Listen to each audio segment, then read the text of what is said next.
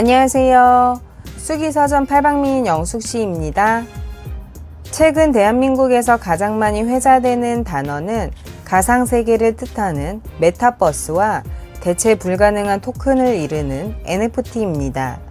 NFT는 디지털 세계 소유권 증명서라고 할 수 있습니다. 메타버스라는 호랑이 등에 올라탄 NFT는 예술가들은 배고파야 창의성이 나온다는 기존의 낡은 내러티브를 허물고 돈과 예술적 영감이 공존할 수 있음을 보여줍니다. 또한 새로운 비즈니스 모델 찾기에 혈안이 되어 있는 이들에게도 영감의 원천이 되고 있습니다. 세상은 우리가 이해하는 속도보다 훨씬 빨리 변화하고 있습니다. 미래의 부를 위한 투자 공부는 주식, 부동산, 메타버스, 비트코인, NFT를 넘나들며 투자에서 꼭 알아야 할 문화에 관한 지식을 전해줍니다. 세상은 많이 바뀌었습니다. 이 책에서 변화를 미리 읽고 문화를 즐기며 돈 벌 기회를 잡길 바랍니다. 비트코인을 만든 사토시 나카모토가 일본인이든 미국인이든 개인이든 단체든 확실한 것은 그가 중앙 집권적인 국가 중심의 현대 권력, 특히 금융 시스템에 부정적이라는 점입니다. 컴퓨터와 인터넷만 있으면 정부의 감시나 은행의 통제 없이 누구든 직접 거래할 수 있는 전자화폐를 꿈꾸며 사토시 나카모토는 비트코인을 개발했습니다. 거래 수수료라는 폭리를 취하는 중앙은행을 비판한다는 점에서 사토시의 문제의식은 19세기 무정부주의자와 일치합니다. 비트코인이 압도적인 가격을 유지하는 것은 전 세계에 2100만 개라는 한정된 규모만 존재하기 때문입니다. 희소한 가치에서 오는 풍요는 자본주의의 핵심 가치로서 비트코인도 이것까지는 부정하지 않습니다. 하지만 진정한 무정부주의자가 되려면 권력은 물론 자본에 대해서도 그리고 무엇보다 스스로 자본이 될 가능성을 차단했어야 하는 것은 아닌가 하는 생각이 듭니다. 2017년 가상화폐가 끝없이 오를 때 투자해서 돈을 번 사람들이 많았습니다. 대세 상승기인 2017년의 투자의 대폭락기인 2018년까지 들고 있었다면 코인에 걸었던 전 재산을 날렸을 겁니다. 일의 기쁨과 슬픔에는 20, 30대가 코인에 열광하는 이유가 잘 드러납니다. 사회적으로나 정치적으로 어느 정도 실현된 공정성이 기업 문화에서는 전혀 실현되고 있지 않기 때문입니다. 유명한 제과기업의 월급은 정말 쥐꼬리만 합니다. 월급은 적게 주면서 업무량은 과다합니다. OIMBN으로 직원을 평가하면서 열심히 일한 새 여성 직장인에게 M을 4년째 줍니다. 저자는 M은 무난을 뜻하고 N은 나가를 뜻한다 라고 말합니다. 이런 상태에서 누가 열심히 일해서 서울에 15억 원이 넘는 33평 아파트를 구입하고 월 수백만 원에 이르는 사교육비를 감당할 수 있을까요? 20, 30대가 코인 외에 답이 없다고 생각하는 근본적인 책임은 몇몇 대기업의 독주를 허용한 사회 문화 때문이라는 생각이 들었습니다.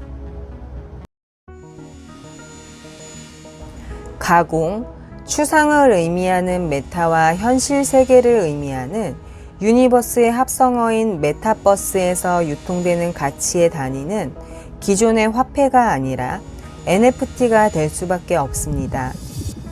NFT는 중앙은행이 발행하는 기존 화폐와 달리 전 세계인 모두가 발행 주체가 될 수 있는 탈중앙화 발행 방식, 이른바 블록체인이 될 겁니다. 그렇다면 이 같은 방식의 기업을 찾아 그 기업에 투자하면 돈을 벌지 않을까?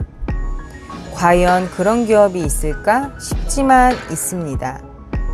바로 게임 유저들에게는 그래픽 칩의 재앙으로 불리던 엔비디아입니다. 엔비디아는 2017년 비트코인 열풍 때부터 잘 나갔습니다. 비트코인을 채굴하기 위해서는 고성능 PC가 필요한데 기존의 CPU 성능을 한층 업그레이드 시킨 GPU를 바로 엔비디아가 양산하고 있기 때문입니다. 또한 2021년 주가를 견인한 가장 큰 공신은 바로 옴니버스라는 현존 최강의 메타버스 플랫폼을 선보였기 때문입니다. 옴니버스는 쉽게 말하면 2차원인 메타버스를 3차원처럼 느끼게 해주는 플랫폼입니다.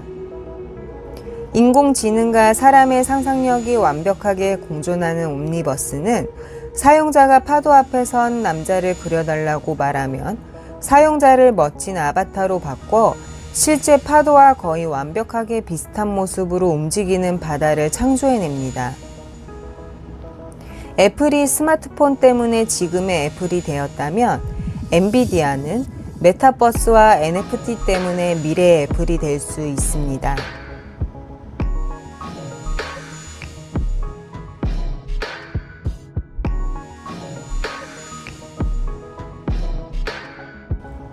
NFT가 대중화되려면 컴퓨터 공학자와 돈신궁예 같은 미대 출신 미디어 아티스트들의 공조가 매우 중요하다고 생각합니다. 컴퓨터 공학자가 전담한다면 기술적 측면으로만 쏠려 대중들의 관심이 멀어질 수 있습니다. 돈신궁예는 NFT에 대해 창작자의 관점에서 쓴 NFT 아트 실전 수업을 출간했는데 그가 선정한 NFT 아트의 리스크는 다음과 같았습니다. 첫 번째, 알아야 할 것이 너무 많다. 새로운 것을 공부하는 모든 이에게 해당하는 리스크입니다. 두 번째, 변화가 너무 빠르다.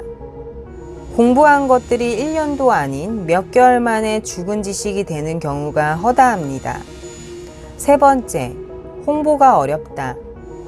NFT는 커뮤니티가 중요하다는 말은 홍보 가치가 어렵다는 뜻입니다. 해외 컬렉터들에게는 언어의 장벽도 존재합니다. 따라서 NFT 아티스트와 컬렉터들이 적극 활용하는 트위터를 활용해야 합니다. 네 번째, 시장에 거품이 있다. 모 마켓플레이스에서는 NFT를 거래한 600명 중에 100명은 자전거래였다고 합니다. 따라서 자신이 비싸게 사서 가격을 올리고 되팔려는 행위에 조심해야 합니다. NFT는 블록체인 기반 거래로 누가 갖고 누가 팔았는지를 다 알 수 있기 때문에 작품에 관심이 있다면 그 작가의 판매 이력을 반드시 확인해야 합니다. 다섯 번째, 저작권을 침해하는 스캠 계정이 생길 수 있다. NFT는 복제한 제품과 원본을 구분해 주는 것이지 원본을 비슷하게 베껴서 마치 새로운 작품처럼 소개하는 짝퉁 NFT까지 잡아내지는 못합니다. 여섯 번째, 각종 규제나 세금 정책이 정리되지 않았다.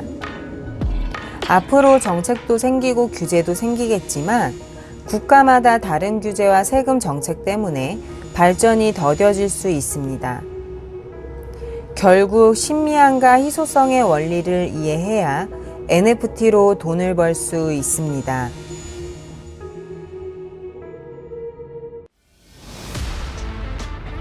시장과 반대로 가는 역발상 투자는 영국의 전설적인 투자가 존 템플턴 경 때문에 유명해졌습니다. 그는 대중이 시장에 대해 최고로 비판적일 때가 매수의 기회이고 최고로 낙관적일 때가 매도의 기회라는 역발상 투자의 창시자였습니다. 그는 자신의 철학이 언제나 옳다는 것을 투자 실적으로 증명하면서 이번 시장은 다르다 라는 말이 가장 비싼 거짓말이고 시장은 언제나 비슷하게 과거를 재현한다고 말했습니다. 그런데 마이클 버리가 서브프라임 모기지론 사태 때 반대로 베팅해서 큰 돈을 만진 건 사실이지만 2021년에는 테슬라의 주가가 버블이라며 공매도에 가담했다가 테슬라 주식이 크게 오르면서 큰 손해를 보고 자신의 발언, 테슬라는 거품이다를 철회한 일이 있었습니다. 시장과 반대로 가는 전략은 양날의 검입니다. 큰 돈을 잃을 수도 있습니다. 자신이 시장을 정말 잘 알고 미래를 자신있게 예측할 수 있는 고수가 아니라면 시장과 반대로 가기가 쉽지 않습니다.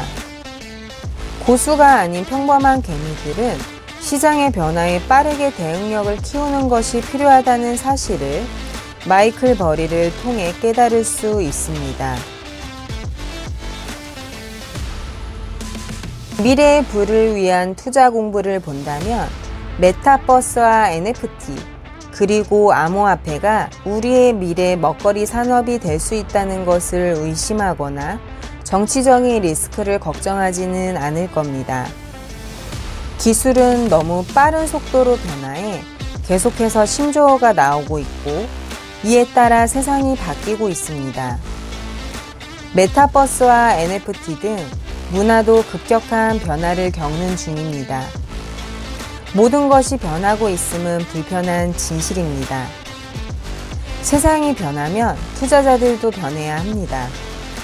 투자자라면 그 진실을 외면하지 않고 당당히 직면해 그것을 이용할 줄 알아야 합니다. 미래의 부를 위한 투자 공부로 그 이용법을 파악하는 데 조금이라도 도움이 되시길 바랍니다.